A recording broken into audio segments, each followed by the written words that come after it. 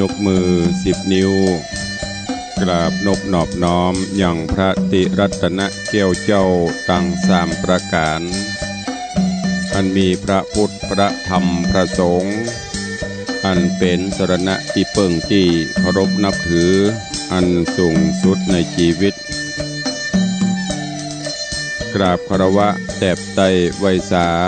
ปุญญาปารมีธรรมพระมหาเถรานุเถระเจ้าคณะพระสังฆาธิการภิกขุสงฆ์สามเณรจุตนจุองค์โดยความเคารพเจริญสุขเจริญพรญาติโยมสาธุชนตินจองห้องวัดจุหนุ่มเท่าใจยิง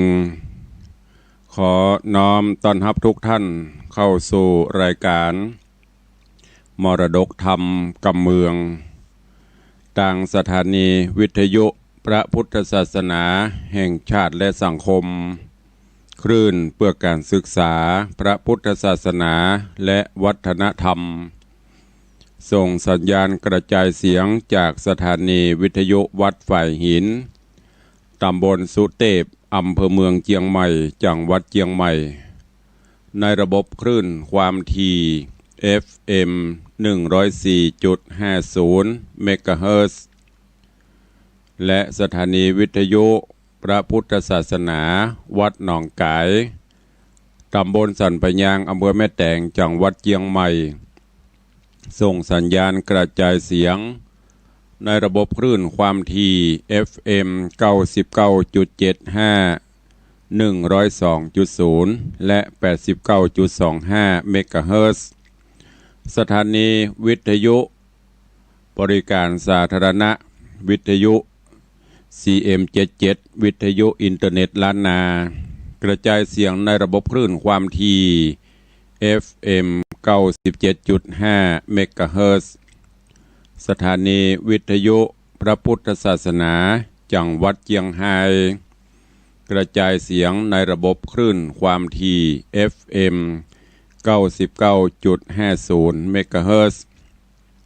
สถานีวิทยุเสียงธรรมจากวัดจันทร์อำเภอกัลยาณิวัฒนากระจายเสียงในระบบคลื่นความถี่ FM 103.50 เมกะเฮิรตซ์และวิทยุชุมชนเสียงตามสายห่อกระจายข่าวตามวัดตามวาตามหมู่บ้านต่าง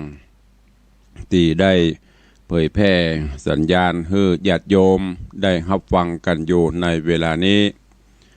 บัดเจ้าแต่นั้นก็ขอน้อมนมัสการตลอดจนเจริญพรบ่ว่าจะเป็นครูบาอาจารย์ภิกษุสงฆ์สามเณรญาติโยมศรัทธาติดตามต่างเฟซบุ๊กเฟซไลฟ์ต่างเว็บไซต์ต่างๆบ่ว่าจะเป็น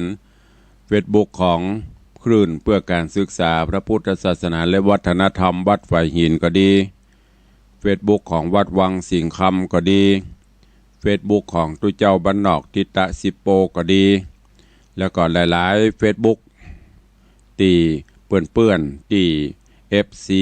แฟนรายการฟังกันจากเฟซบุ๊ก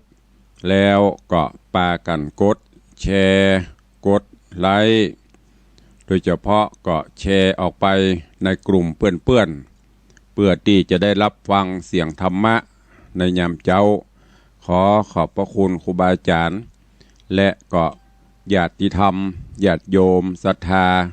ทุกท่านเนอะที่ได้ร่วมกันเผยแพร่นำธรรมคำสอนให้ธรรมะเปลี่ยนตาลอยู่ในเวลานี้รายการนี้ดำเนินโดยอาตมภาพพระครูวิสิทธิ์ศรีลาภรณ์เจ้าคณะตำบลป่าแดดเจ้าอาวาสวัดวังสิงห์คำตำบลป่าแดดอำเภอเมืองจังหวัดเชียงใหม่เป็นผู้ดำเนินรายการก็จะได้นำเอาธรรมะปืนบ้านล้านนามาปบมาปะกับปออกไม่ออกศรัทธาก็เป็นประจำกูเจ้าตั้งแต่เวลา6 โมงปลายไปจนถึง7 โมงโดยประมาณก็ติดตามรับฟังกันได้เนอะส่วนวันพุธ และวันเสาร์ก็จะมีการลิงสัญญาณไปเกาะเกือบจะทั่วภาคเหนือวันพุธกับวันเสาร์นี้ก็ลิงไปต่างเมืองน่านไปต่างเมืองแป่ต่างลำปางเจียงไฮ้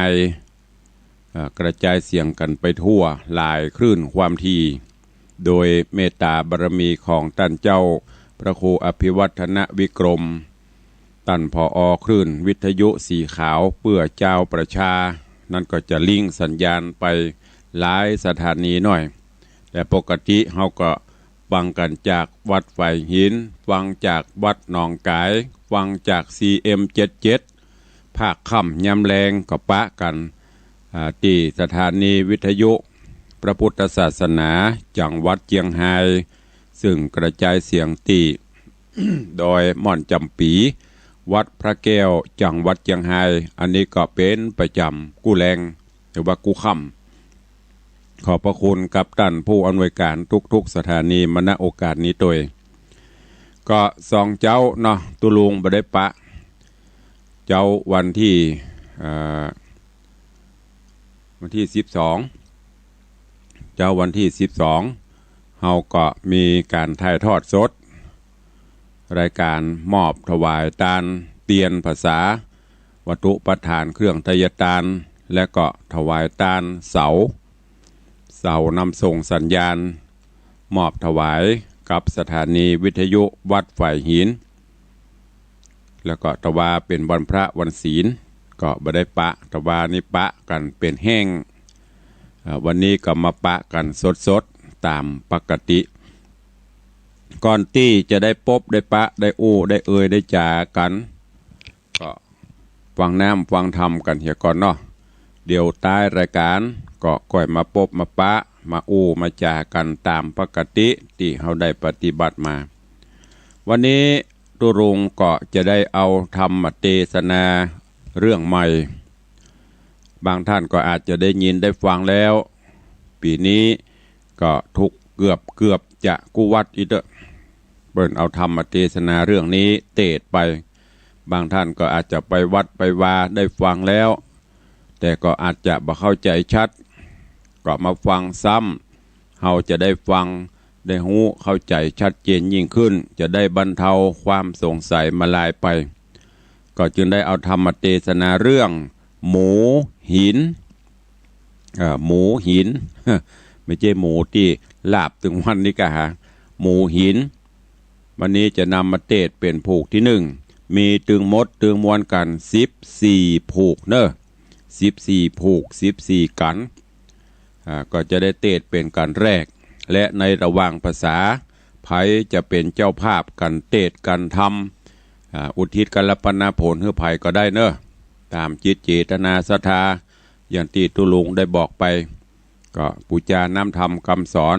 จะเป็นเจ้าภาพเป็นผู้ก็จะห่วมทำบุญกันเทศกันทำก็สุดแล้วแต่ไม่มีก็ไม่เป็นไรณโอกาสบัดนี้เชิญทุกท่านได้สดับตรับฟัง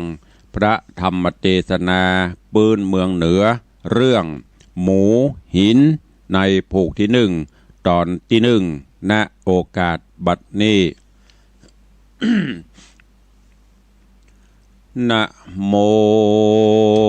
ตัสสะภะคะวะโตอะระหะโตสัมมาสัมพุทธัสสะสัทธโบเอวะเมสุตังเอกังสะมะยังภะคะวาสาวัตถิยังวิหรติเจตวะเนอนาถาปินดิกัสสะอาระเมตระโคภะคะวาภิกขุอมันเตสิสาทะโวดุราสัพปุริสะตั้งหลายตั้งหญิงใจหนุ่มเทาที่ปากันเข้ามาฟังธรรมจุงสนามจำชื่อไว้เฮอเป็นไม้ไตโสเนรปาน ตั้งโสตญาณเฮอแจงอย่ากล่าวแทงจ่าศูนย์บ่เป็นบุญสักขาบเตี้ยงเป็นบาปแก่ผู้กวนทำและนาภะคะวาอันว่าพระพุทธเจ้าโตโหนเป็นปิ่นเกลาติโลกาจารย์ปางเมื่อสำราญผ่องแผ้วในกูแก้วเจตวานอันเศรษฐีผู้ใหญ่มีชื่อได้ว่าอนาถหากสละเงินคำนักโสดได้54 โกฏสร้างเป็นตาลเป็นวิหารกว้างใหญ่งามแต่ใสดีหลีญะทาและมีในกาละเมื่อใดดังอันตตาในกาละเมื่อนั้นอันว่าเจ้าภิกขุตั้งหลายอันนั่งใหญ่เป็นหมู่สะผู้พร้อมในหงธรรมก็ตั้งกรรมเจียนจาเป็นปัญหาหลายหลากอันทุกผู้หากกวนฟังว่าดังนี้ในโลกีแหล่งลาเนื้อแผ่นหนังนาปัทวีฝูงคนมีหลายลำบ่อพร่ำพร้อมเปียงกันลางคนวิบากตันตุกยากลางคนหากสุขสบายเงินคำหลายบ่ไรดูตั้งใจโภคาลางคนปัดวงสาปีน้องได้ตุกโศกต้องนเรโรนลางคนปัดผัวเมียและลูกเฮอได้ถูกโศกาสงสารดินาหนอมันบ่มันเตียงหูควมเงียงแผ่ผวนแต่เล่นนาภะคะวาอันว่าสัพปัญโยต้นผ่านแผ่วได้ยินแล้วยังกำจาแห่งเจ้าภิกขุตั้งหลายพระก็พันภายวายนาเสด็จมาสภากะธรรมศาลานั่งเหนืออาสนะอันโตกแต่งแล้วจริงไขคะโอบแก้วปุจชาวาภิกขเวดูราภิกขุตั้งหลายอันเป็นสายอริยญาติเยื่อนักปราชญ์แต่อ่อนมาเอากันจาเยื่องใดไปตันแล้วพระตนเกี่ยวมาโจรใส่ลวดยังไวบ่เจียนจานั่นจาตี้นั่นเจ้าภิกขุตนฉลาดโดยโวหารก็นามาสการขับไว้ว่าข้าบาทไทยต่างหลายอันนั่งใหญ่เป็นหมู่พร้อมนาอยู่โรงธรรมเอากันจำกะเอากันจะกำมีสันนี้และว่าอันมือนั้นพระพุทธเจ้าจริงเทศนาว่าดูราภิกขุตั้งหลายอันเป็นสายอริยะเจ้ากรรมอันต้านเล่าจากกันบ่ใจจักหันมีแต่ในกาลบัดนี้สิ่งเดียวแหละนา ในกาละเมื่อก่อนก็หากมีมาสัพพะสัตตาสัตนานาในโลกล้างพ่องทุกโศกโศกาลางคนหาพระหยาบอดใดลางคนร้ายเงินคำลางคนมีหน้านำกองก่อลางคนปัดพ่อแม่และเมียตนลางคนปัดลูกน้อยฮือหาละห้อยวอนหาก็มีเล็ดนาว่าอันแล้วพระตนเกี่ยวก็นำมาอย่าง จาตกะอันล่วงแล้วมาเตสัตนาวาอาติเตปาลานะสิยังพรัมมัตโตราจังกาเรสิดูราภิกขุตั้งหลายนิยายนี้จักกล่าวถึงเรื่องเต้าปาลายังมีพระญาโตนหนึ่งยศใหญ่มีชื่อใดว่าพรหมทัตราชาเป็นพระญาอยู่สร้างในเมืองกวางชื่อปาราณสีจำเลินดีใจจาตั้งไพร่ฟ้าและมนตรีบ้านเมืองมีสลีจื้น16 ล้านหมื่นหลังคาเหือนสุขสะเทียนตัวห้องฝนหลังตองตามฤดูหมากปูมีหลายหลากเข้ากระหากเจยบานตั้งเปล่าตานและกรวยอ้อยใหญ่หยาดถอยเต็มเมืองหอคำเปลืองสะอาดเต้าก็ฮืออำมาตย์2 คนหากษาโตโหนางจันตะเทวี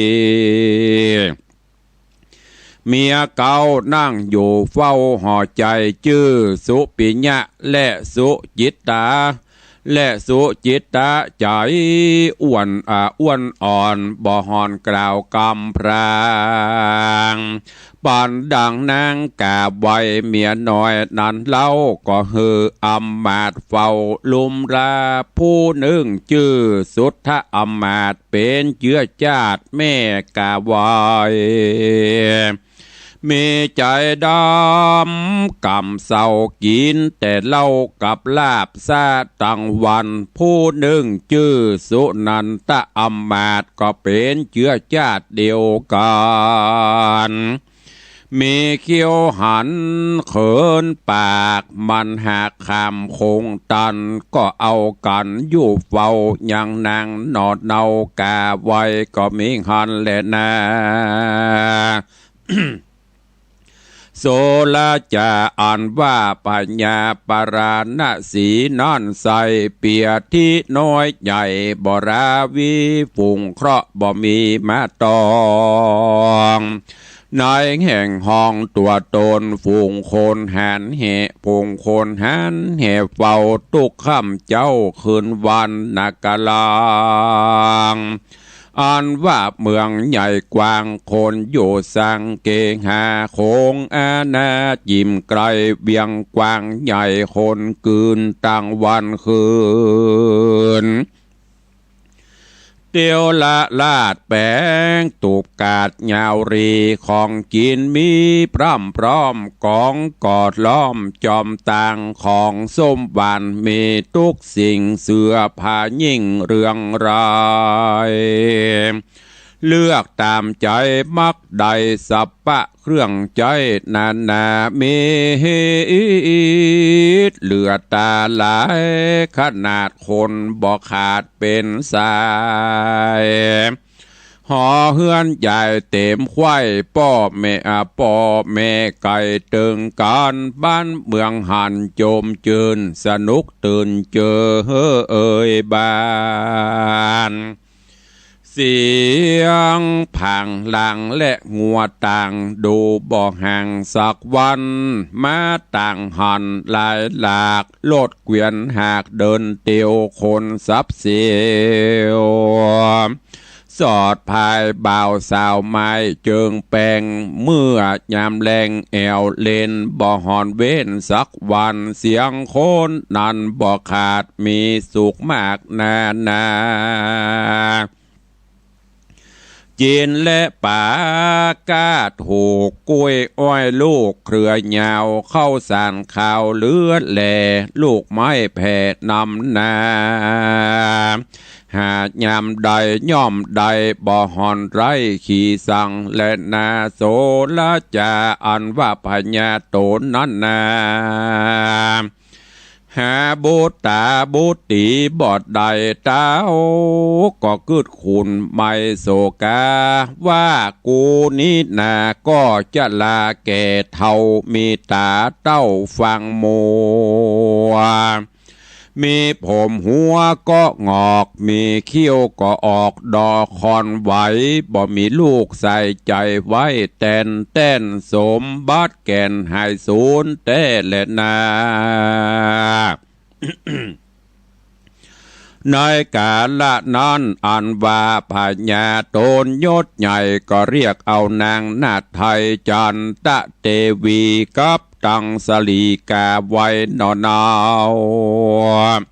ฮือรีบเข้ามาหา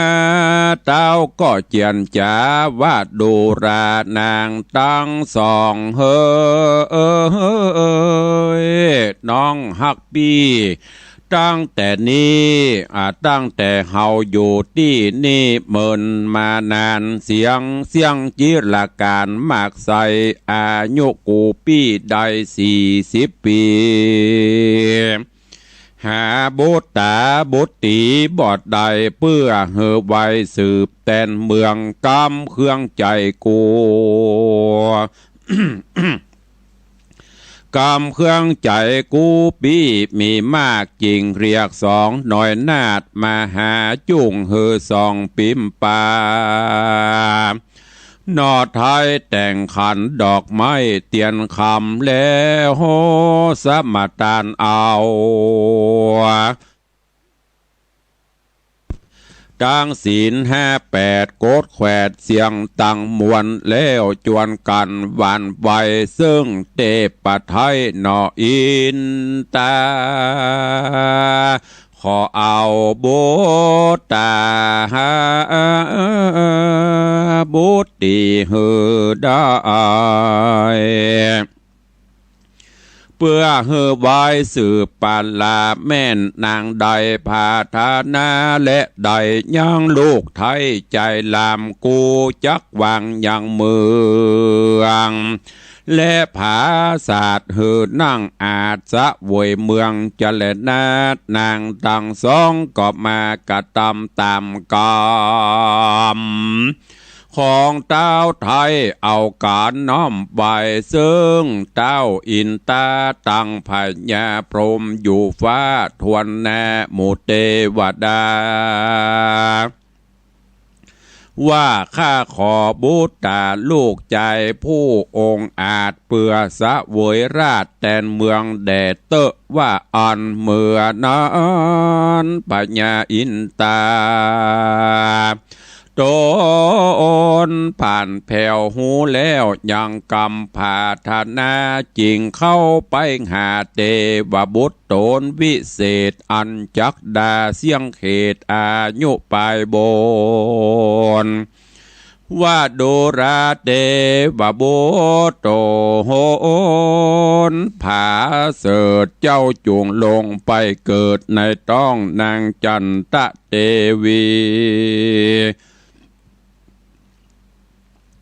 ในเมืองปาลานาสีใหญ่กว้างเพื่อเป็นเจ้าจ้างสะเวยเมืองแดทลาแล้วก็เข้าไปหาอย่างเทวดาโดนองค์อาจอันจักดากลากร้อยกล้าจากเมืองบนวัดดูรานางเทวดาโตนสักสวัสดนางจุงกร้อยกล้าลงไป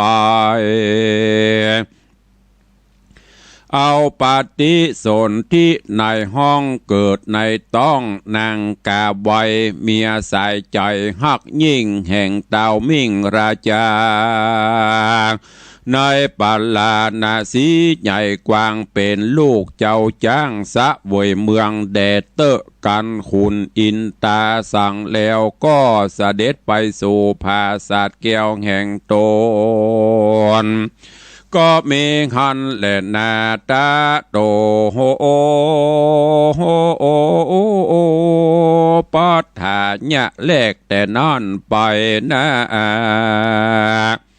นับว่าได้7 วันนางจันทะเทวีนอไทยก็มาได้นิมิตความฝัน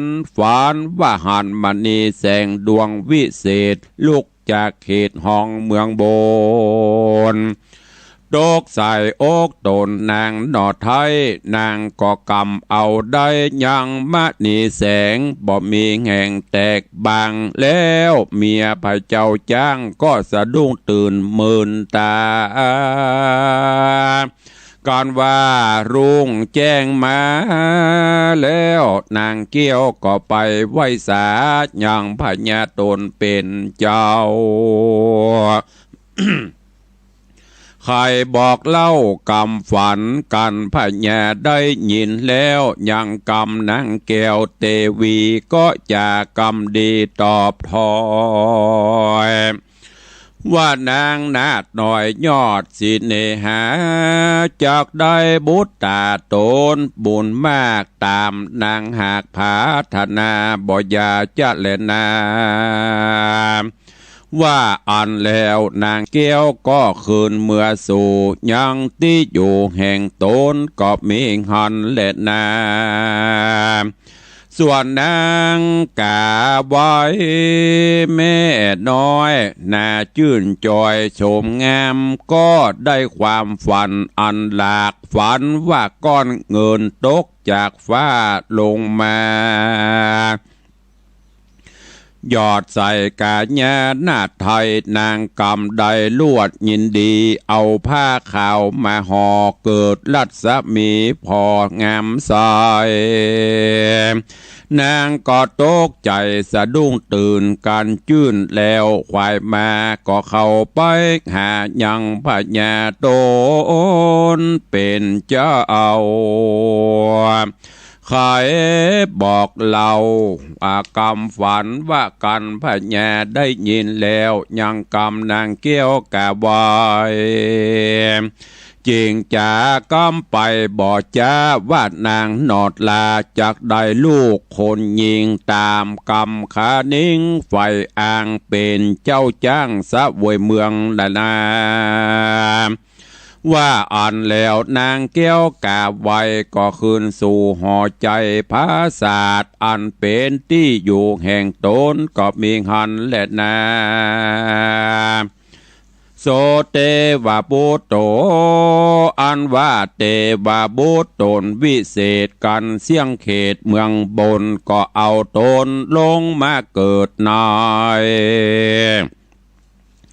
ต้องนางผู้ผาเสดจันตะเทวีส่วนเทวธิดาตนองค์อาจกันเสียงจาดจากเมืองบนก็เอาตนลงมาสู่เกิดในต้องนางกาไว้ก็มีหันและนาเนติตังขีญาสังวันนาวิเศษจาห้องเหตุธรรมเทศนาหมู่หินผูกทวนที่1ตอนที่1ก็บังโกม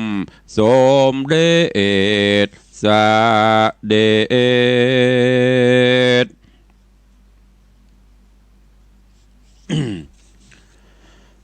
วันนี้ก็ได้ฟังประสัทธรรมเทศนาหมูหินในผูกทวนที่1ตอนที่1ก็โป่งวางไว้เต้าอี้ก่อนพระธรรมเทศนาเรื่องนี้ญาติโยมทั้งหลายดังตีตุลุงได้บอกปีนี้ภาษานี้คงจะได้ฟังกันหลายวัดหลายวาเพราะ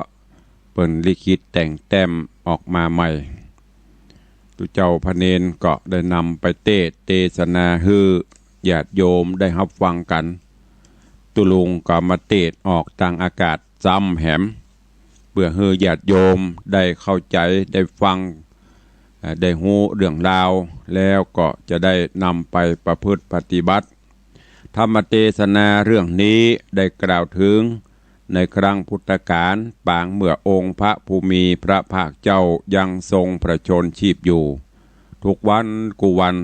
เปิ้นก็จะได้เสด็จสู่ปัณณศาลาตามกลางหรือลงธรรมเพื่อสำแดงธรรมคือกับ ตุเจ้าพนายโปรดศรัทธาญาติโยมที่มาฟังธรรมอันนี้ก็เช่นเดียวกันก่อนที่พระองค์จะเสด็จมาหมู่ภิกขุสงฆ์ทั้งหลายก็ได้มาทะลุมารอมาพร้อมเพียงกันแล้วก็ในระหว่างนั้นก็ได้ได้ได้จ๋าเกี่ยวกับเรื่องต่างๆนานาบ่ว่าจะเป็นเรื่องของวิบากกรรมต่างๆที่มีในเมืองมนุษย์บางคนเกิดมาก็ร่ำรวยเงินทองบางคนเกิดมาก็ทุกข์ยากหาเข้าของสัมปติบ่ได้บางคนเกิดมาแล้วผัวตายจากเมียเมียตายจากผัวลูกตายจากพ่อจากแม่มีสปะสปันในโลกนี้กำลังจากันอยู่ขณะที่จาปุจจากันนั่นองค์พระภูมิพระภาคเจ้าก็หูทราบโดยหูทิพย์ของพระองค์ก็เสด็จมาสู่ตำกลางปัณณศาลาลงธรรมพอมาถึงแล้วก็เสด็จประทับนั่งอยู่บนอาสน์ภิกษุสงฆ์ทั้งหลายก็ยอมือยกมือสาธุการกราบไหว้จากนั้นองค์พระภูมิพระภาคเจ้าก็ได้ตรัสถามว่าก่อนที่เราจะมาถึงนี้เหมือนยังได้ยินท่านทั้งหลายจ๋าโจตนากันอันอย่างจ้าเหมือนยังได้ยินแววหมู่ภิกขุทั้งหลายก็ได้จ๋าได้บอกกล่าวถึงเรื่องที่ได้ได้เอ่ยมานั่น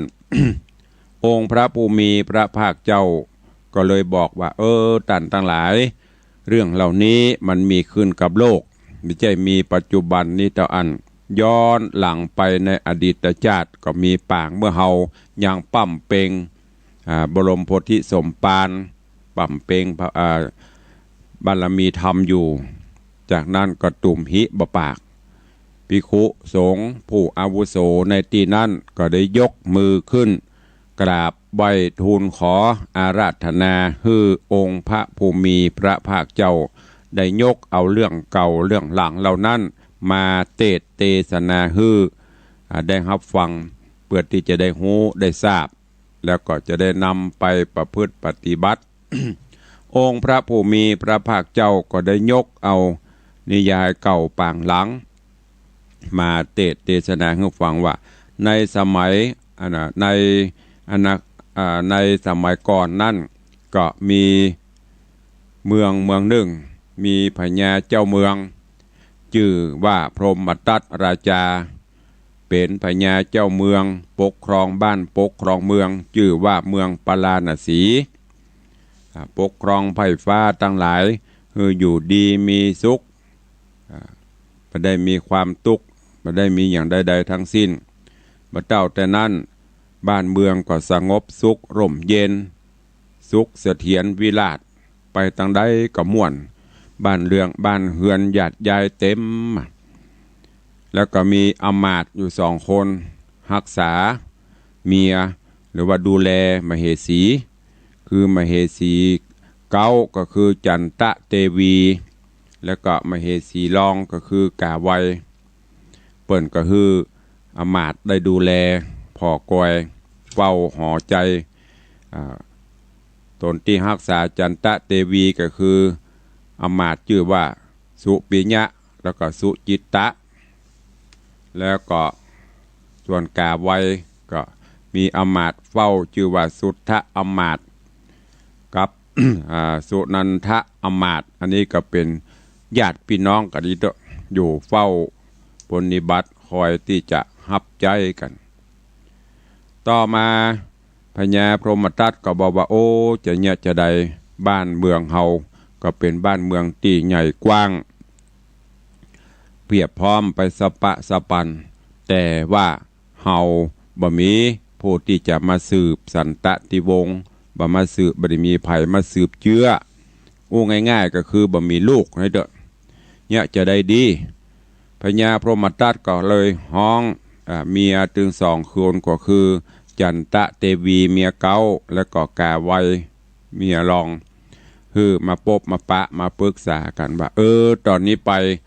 เจ้าทั้งสองปฏิบัติปัดปูปฏิบัติศีลกินในธรรม น้อมนำเอาสมทานเอาศีลโดยเฉพาะเพิ่มเติมขึ้นไปแหมน้อยจากปกติถือศีล5ก็ขอให้ถือศีล8เนอะปั่มเปงสัจจะอธิษฐานขอลูกขอเต้าเพื่อที่เฮาจะได้เอามาปกครองบ้านปกครองเมืองสืบแทนเฮาไปเรื่องสองคือจันตะเทวีและกาไวก็น้อมฮับเอาจากนั้นก็ได้มาประพฤติปฏิบัติในศีลในธรรมปั่มเปงบุญกินบุญตานรักษาศีลภาวนาโดยความเข้มงวดอีกด้วยแล้วก็ไหว้วอนขอลูกขอเต้ากับเตปาอาหักกับองค์อมรินทร์พระอินทร์เจ้าฟ้าหลังจากนั้นมาโดยบุญบารมีโดยศีลโดยธรรมที่ปฏิบัติ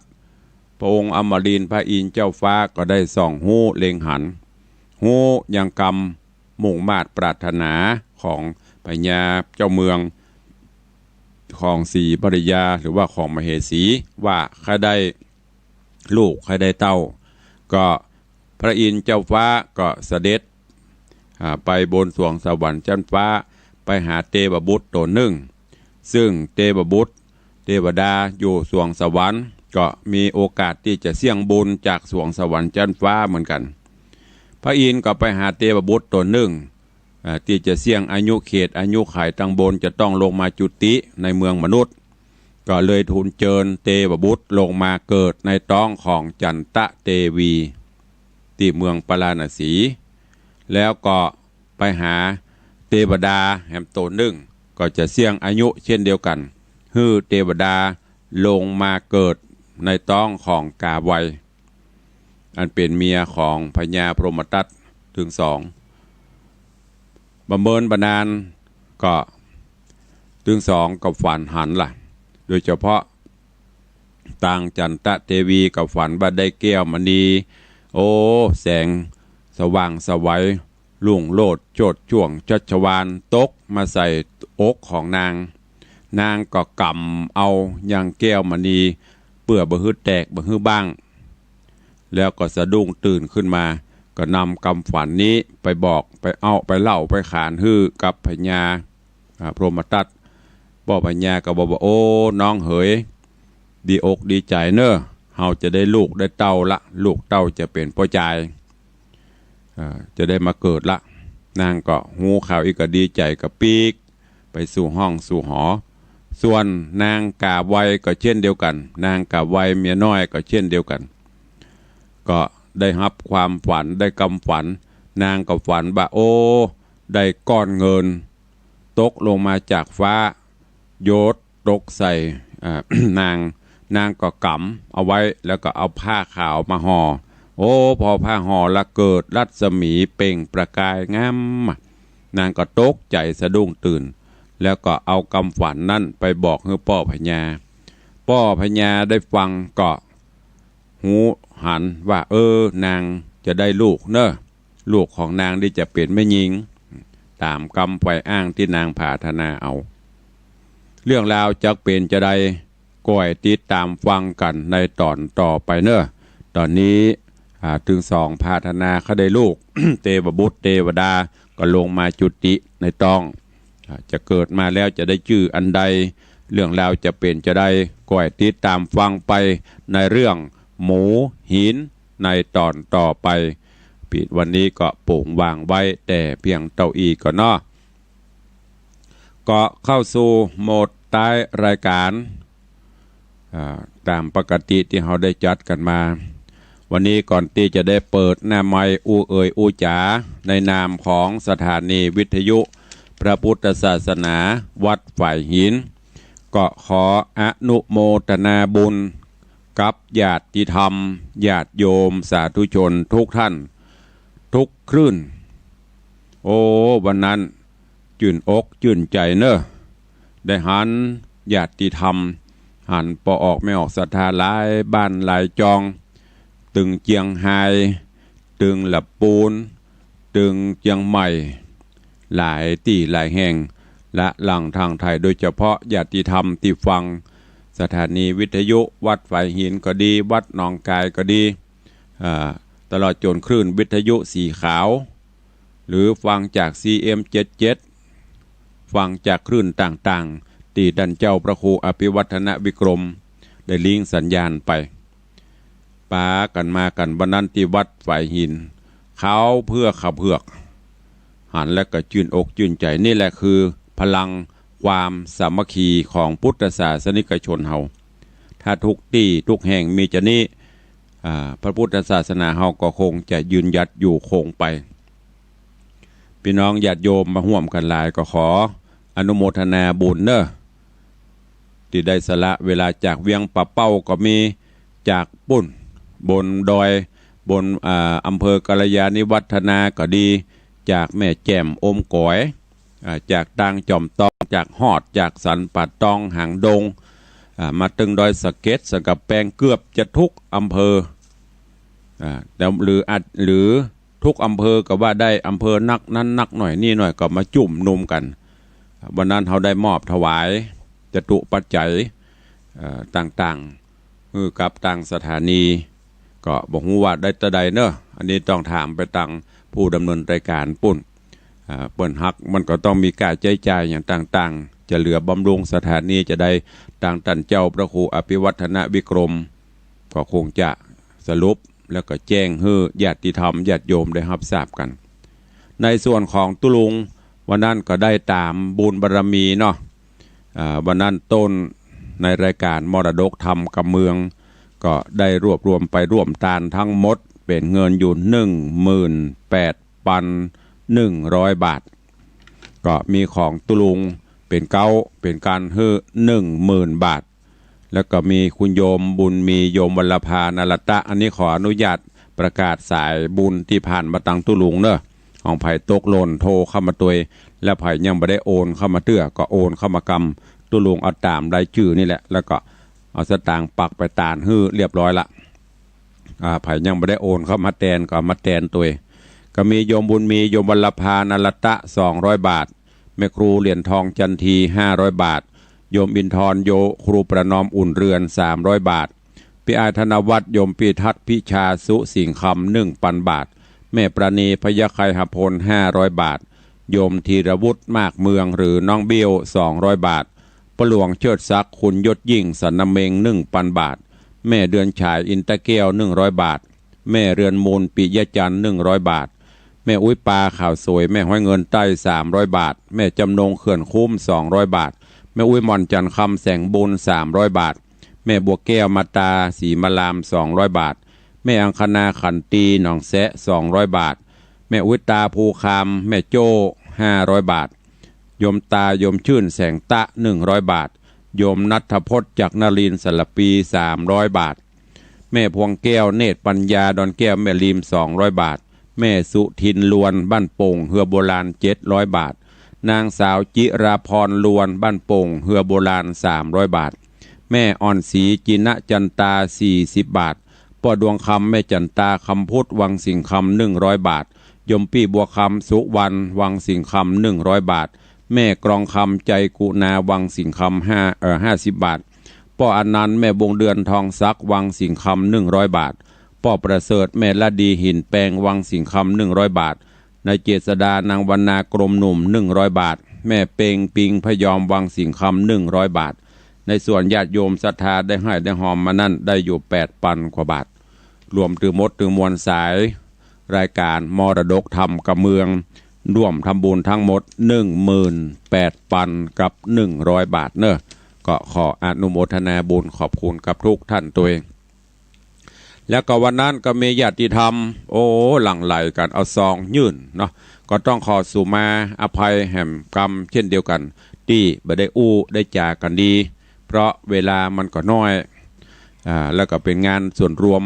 เขาจะมานั่งกันนักเนอเปิ้นก็กำลังทำพิธีเนาะก็เอาซองยื่นฮื้อได้ปอนพ่องไม่ได้ปอนพ่องก็ขออนุโมทนาบุญตัวเนอะมีหลายท่านหลายคนแล้วก็ยังมากันที่วัดตัวแหมปะกันปุ้นปอบ่ได้กันดีสดมาหากันที่วัดนี่ก็ขออนุโมทนาบุญขอบคุณตัวเนอะขอบคุณอนุโมทนาบุญกับโยมแก้วนินโขงโยมปะมวยเสลี่ เซรี่อันนี้ตีเปิลมาตีวัดนี่ก็มีหอมปุ้นก็มีเนอะขอบคุณคนโยมเพนโยมเพนพิชยาใจซื่อป้อไพฑูรย์แม่จรูนปกปิงเมืองป่าห้าโดยป่าห้าสุเทพนี่ตีห่วมบุญกุศลกับตุลุงเนอะขอบคุณตัวบำรุงของป้อไพบูลย์นี่ตึงกันเตดตึงบำรุงกันน้ำกับไฟขอบคุณอนุโมทนาบุญกับโยมสำโรยกุลธรรมวนาบ้านใหม่เจริญเวียงปะหลงเวียงปะเป้านี่ถ้าอ่านผิดถูกมาเนอะอันนี้สมทบทุนหล่อพระเจ้าทองคำวัดวังสีคำมีป้อป๋าแม่4,000คำจันสองแควป้อละนองแม่แก้วพาแก้วชัยยาป้อนานดวงฤทธิ์แม่สมหมายจักแก้วนี่จากดอยสะเก็ดแม่ป้านแก้วเทพแม่ป้านหรือแม่ป่านแก้วเทพก็ถ้าอ่านผิดถูกมาตัวอันนี้เปิ้นหอมมาตึงถวายกันเตดตุลุงถวายหล่อพระเจ้าทองคำป้อมณิษแม่ออนดวงจันทร์คำแม่ห้อยเงินนางสาวประภาพรสุวรรณอันนี้ห่วมหล่อพระเจ้านางโยมลาดูกาลดีอันนี้ร่วมทำบุญหล่อพระเจ้าทองคำโยมบัวพัดเรือนคำเรือนร่วมสร้างพระเจ้าทองคำโยมทองศรีจิตมุนชัยโยมแม่สีโรยคำลือโยมแม่สีทองปิงป้อโยมแม่สีพินเมืองแก้วแม่แจ่มจันจันจริงโยมนงเยาเครื่องคำคณะศรัทธาวัดสันทรายมูลสันทรายอันนี้ที่ตุเจ้าลองตุเจ้าหน่อยปั่นปอนเฮ้แม่อุ้ยปลาข่าวสวยแม่ห้อยเงินใต้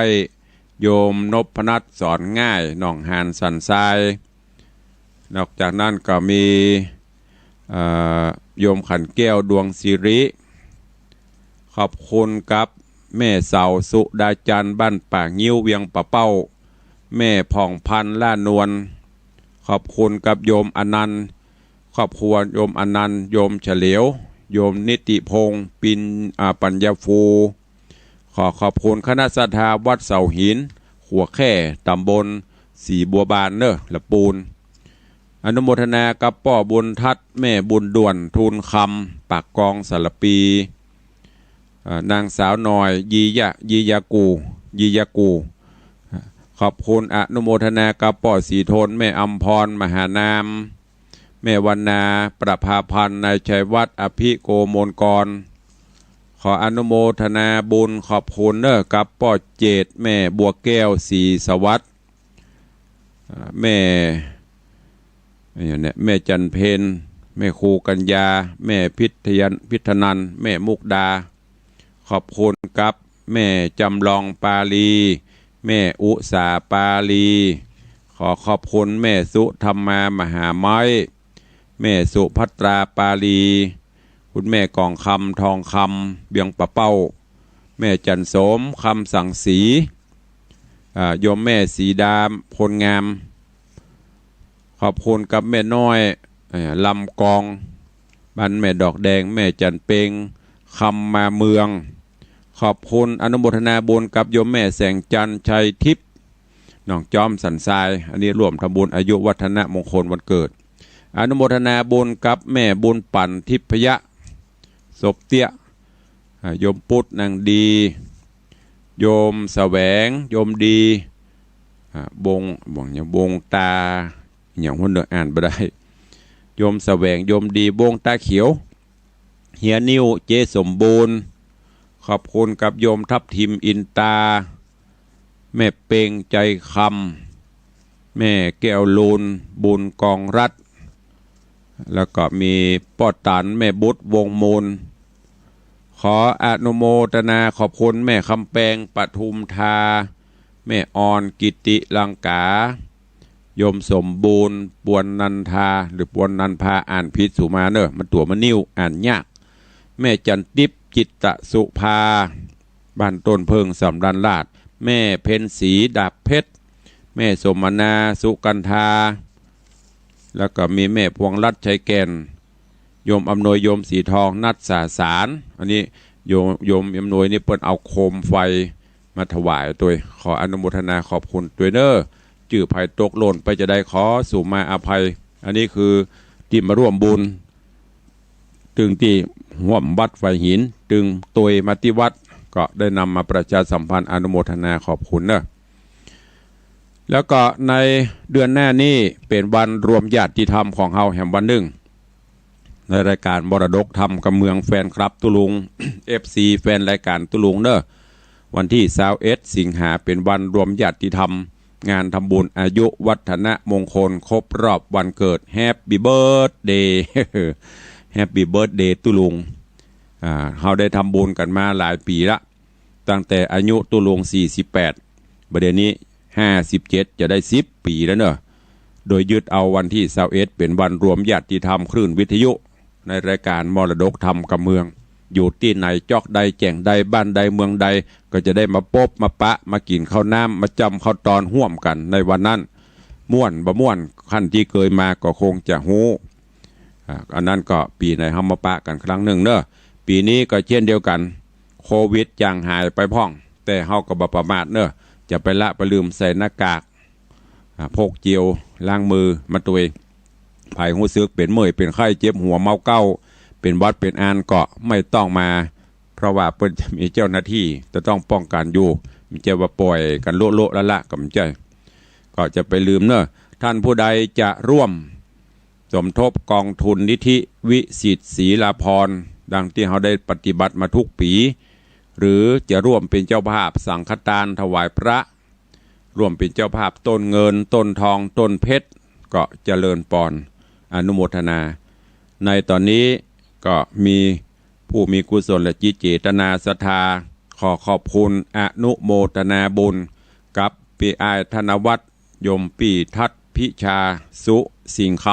ำอันนี้ก็เป็นโยมอุปถากอุปถัมภ์ที่วัดวังสิงคำซึ่งได้ประวรณาตั้งต้นเป็นต้นเพชรจำนวนเงิน155,000 บาทแต่ว่านี่เปิ่นมาวัดก็แจ้ง100,000นั่นเอาเข้าเป็นประธานเป็นเก้าในการปิดทองเปิ่นจะวรณาจะปิดทองพระเจ้าพระประธานในวิหารงานชิ้นต่อไปเป็นเก้าประเดิมแรกคือ100,000 บาทแถม55,000มอบถวายเป็น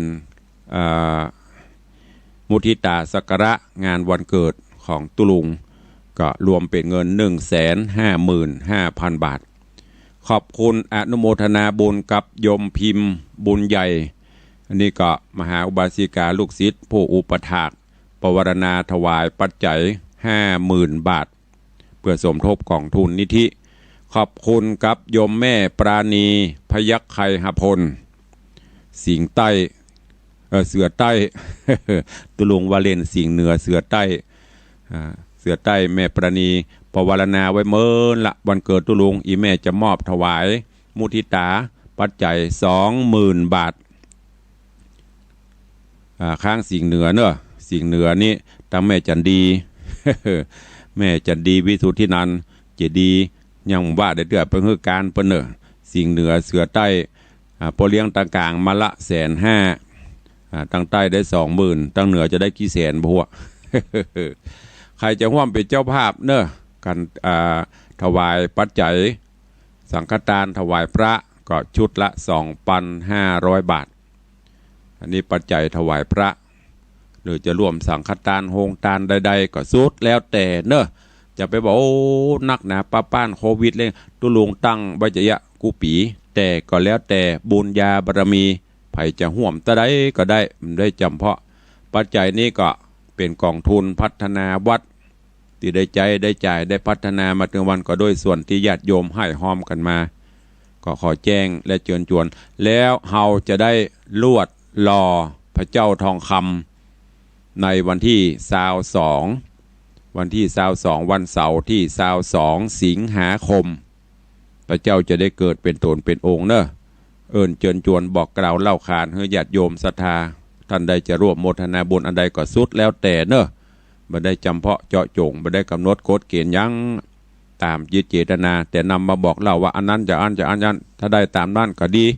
ไม่ได้ตามนั้นก็เป็นยั้งเนอะ สุดแล้วแต่เอาละเวลาหมดเวลาไม่ได้เปิดหน้าใหม่แล้ววันนี้อู้กันไปก็เวลาหมดพอดีขอนำรายการจากไปก่อนเนออยู่ดีมีสุขเหมือนกันจุตนจุองไผ่ไข่อู้ตัวก็เดียวก็ไปตังหลังใหม่ก็ได้เนอจัตตาโลธรรมาวัตันติอายุวันโนสุขังพระ